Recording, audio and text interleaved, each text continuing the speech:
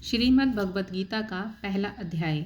श्री ओम नमो भगवते वासुदेवाय वासुदेव विश्ववेशराय। आदि पुरुष अपरंपार अलेख पुरुषाय नमः। दोहा। जगत बंधु ज्योति स्वरूप जी के जाननहार, हरि यश मांगन आए दास प्रभु के द्वार। श्री भगवान जी ने अर्जुन को जो गीता का ज्ञान दिया सो मुझे मिले। हे भव्य भंजन श्री कृष्ण जी से किशोरदास मांगता है, हे प्रभु, गीता ज्ञान के उच्चारण करने से तुम्हारे भक्त पूर्ण ब्रह्मा को पाते हैं। हे प्रभु, मैं आपकी शरण में पड़ा हूँ। किशोरदास और कृष्णदास अति दीन गरीब हैं और आप परम प्रवीण आरती दुख भंजन हो। हे श्री कृष्ण भगवान, तेरे संतों को और भक्तों के हेतु मैं यह ज्ञान भाषा में कहता हूँ। श्री गीता ज्ञान की कथा प्रारंभ। जब कौरव पांडव महाभारत के युद्ध को चले, तब राजा धृतराष्ट्र मैं भी युद्ध को देखने चलूँगा। तब श्री व्यास जी ने कहा, हे राजन, नेत्र के बिना क्या देखोगे? राजा धृतराष्ट्र ने कहा, क्या देखूंगा नहीं तो श्रवण तो करूँगा। तब व्यास जी ने कहा, हे राजन, तेरा सारथी संजय जो कुछ महाभारत के युद्ध की लीला कुरुक्षेत्र में होगी सो यहाँ बैठे ही श्रवण करेगा। व्यास जी के मुख से यह वचन सुन संजय ने विनती करी, हे प्रभु, यहाँ हस्तिनापुर में कैसे कुरुक्षेत्र की लीला कैसे जानूंगा तथा राजा को किस भांति कहूँगा। तब व्यास जी ने संजय को यह वचन कहा, हे संजय, मेरी कृपा से तुझे यहाँ ही सब दिखाई देगा। व्यास जी के इतना कहते ही संजय की दिव्य दृष्टि हो गई और बुद्धि भी दिव्य हो गई।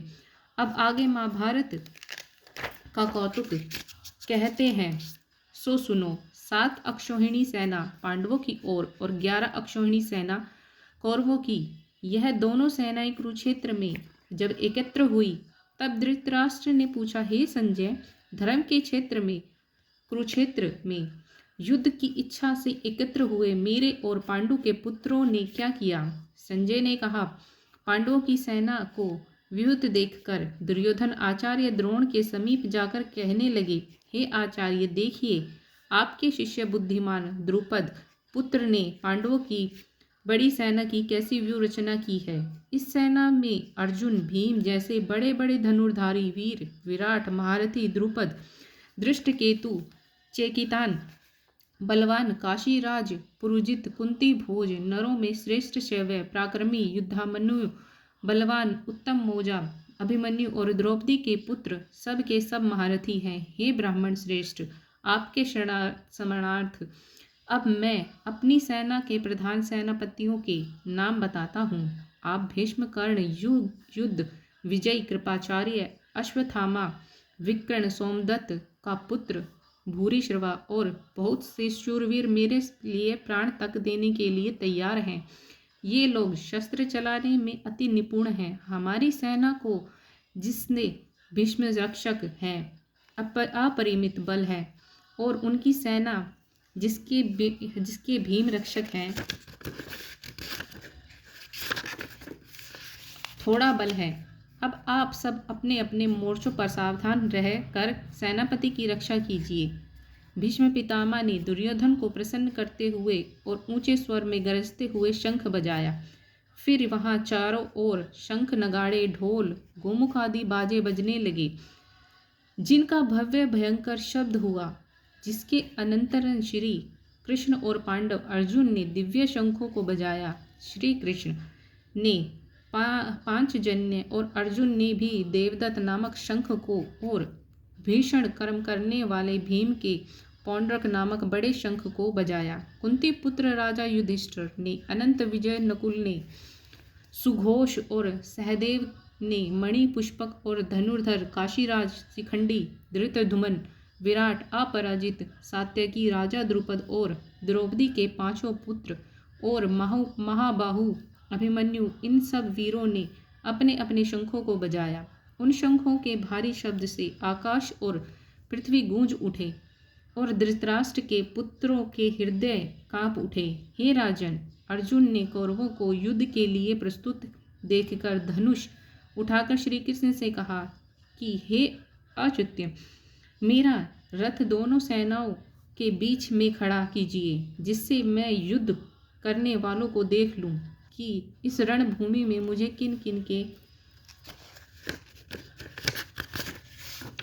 के साथ युद्ध करना चाहिए। द्रुबुद्धि दुर्योधन से प्रीति करने वाले जो युद्ध के लिए यहाँ एकत्रित हुए हैं उनको देखूंगा। संजय ने कहा, हे राजन, अर्जुन की बात सुनकर श्री कृष्ण ने भीष्म, द्रोण आदि वीरों के सामने उत्तम रथ को खड़ा करके कहा कि हे वीर, युद्ध के लिए उद्यत इन कौरवों को देख लो। अर्जुन ने चाचा, बाबा, गुरु, मामा, भाई, पुत्र, पौत्र, मित्र, स्वसुर और सहजनों को सशस्त्रों के सुसज्जित खड़े देखा और उसने इन दोनों सेनाओं में अपने ही सब बांधवों को देखकर परम दयाद्र हुए यह वचन कहे, हे श्री कृष्ण, युद्ध की इच्छा से आए हुए इन अपने बंधुओं को देखकर मेरे अंग ढीले होते जाते हैं और मुख सूखा जा रहा है। मेरा शरीर बेकल होता है, गांडीव हाथ में गिरा जाता है। हे केशव, मुझ में यहाँ खड़े रहने की सामर्थ्य नहीं है और सब लक्षण में उल्टे देख रहा हूँ और संग्राम में आपने स्वजनों का वध करके कोई लाभ नहीं होगा है। हे कृष्ण, मैं जीत, राज्य और सुख भी नहीं चाहता हूँ। हे प्रभु, हमको राज्य, भोग तथा जीवन से क्या काम, क्योंकि जिनके लिए राज्य, भोग और सुख की इच्छा की जाती है वे सब इस युद्ध में प्राण और धन की इच्छा छोड़ मरने को तैयार हैं। और आचार्य, पिता, पुत्र, पितामह, माता, स्वसुर, पौत्र, साले और संबंधी ये सब मुझे मारें तो भी मैं मधुसूदन में इन्हें मारने की इच्छा नहीं करूँगा। हे जनार्दन, त्रिलोकी के राज्य के लिए भी मैं इन्हें मारना नहीं चाहता, फिर इस पृथ्वी के राज्य के लिए तो क्या कहना। हे जनार्दन, धृतराष्ट्र के पुत्रों को मारकर हमारा क्या भला होगा, इसीलिए हमें अपने भाई धृतराष्ट्र के पुत्रों को मारना अनुचित है। हे माधव, स्वजनों को मारकर क्या हम सुखी हो सकते हैं। ये सब लोभ के वशीभूत हैं और कुल के नाश करने तथा मित्र द्रोह करने में पाप को नहीं देखते। कुल नाश के दोष को जानते हुए भी हमको इस पातक से क्यों नहीं दूर रहना चाहिए। कुल का नाश होने से कुल के प्राचीन धर्म नष्ट हो जाते हैं, फिर धर्म नाश होने से कुल में पाप बढ़ता है। हे कृष्ण, पाप से कुल की स्त्रियां व्यभिचारिणी होती हैं, जिससे वर्ण शंकर संतान उत्पन्न होती है। वह वर्ण शंकर जिन पुरुषों ने कुल को नष्ट किया है उनको तथा कुल को नरक में पहुंचाते हैं, क्योंकि श्राद्ध तर्पण आदि बंद हो जाते हैं। वर्ण शंकर बनाने वाले दोषों से कुल ध्वंसकों की जाति, धर्म और कुल धर्म निरंतर नाश हो जाते हैं। हे जनार्दन, मैंने बराबर सुना है कि कुल धर्म नष्ट होने से निश्चय नरकवास करना होता है। हाय, हम बड़ा पातक करने को तैयार हैं। जो राज्य सुख के लाभ से स्वजनों को मारने की कोशिश कर रहे हैं, सशस्त्रों को धारण किए हुए हैं, धृतराष्ट्र के पुत्र, यदि मुझे शस्त्र रहित और उपायहीन को रणभूमि में वध कर डाले तो मेरा बहुत कल्याण हो। संजय ने कहा, हे राजन, यह कहकर दुखित होकर अर्जुन ने धनुष बाण फेंक दिया और रथ के पिछले भाग में जा बैठा।